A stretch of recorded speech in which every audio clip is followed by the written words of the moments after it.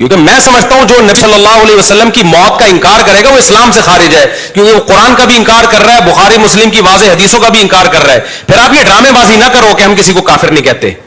کیوں نہیں کہتے بھائی؟ قادیانیوں کو آپ ختم نبوت کی وجہ سے کافر کہتے ہو.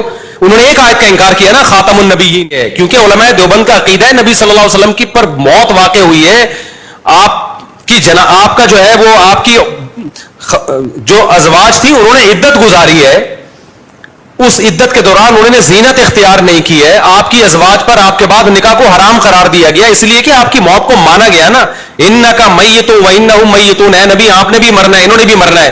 اتنی ساری نصوص کا تو میں سمجھتا ہوں ٹماٹر والا انکار نہیں کر سکتا. علماء دیوبند کہاں سے انکار کریں گے؟ اور اگر اتنے بڑے بیوقوف ہیں نا علماء دیوبند کہ اتنی قرآن و سنت کی واضح نصوص جس میں آ رہا ہے نبی آپ نے بھی مرنا ہے، انہوں نے بھی مرنا ہے، نبی کی بیویاں عدت بھی گزار رہی ہیں، اور اتنی واضح نصوص کہ حضرت عمر حضرت ابوبکر خطبہ دے رہے ہیں بخاری میں کہ من کان منکم یعبد محمدا فإن محمدا قد مات، کہ لوگوں تم میں جو سمجھتا ہے کہ جو اللہ کے نبی کی عبادت کرتا تھا تو نبی پر موت واقع ہو گئی ہے. اگر ان تمام نصوص کا علماء دیوبند انکار کرنے تو پھر یہ منافقت ہے ان کو مسلمان کہنا. یہ کیا ہے؟